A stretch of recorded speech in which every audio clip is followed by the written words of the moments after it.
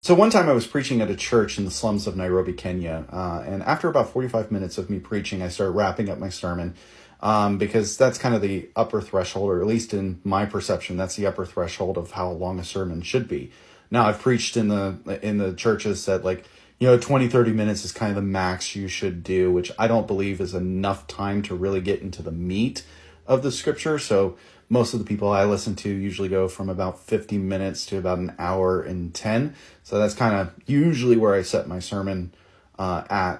And as I'm going back to my seat and the pastor comes up, he looks at me from the podium or the pulpit, and he says, "Robin, that was a really, really good sermon. And I was taking so many notes, but I have one critique of your sermon.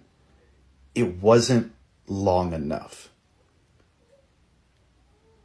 I remember that every single time somebody tells me that I preach too long or my TikTok videos are too long.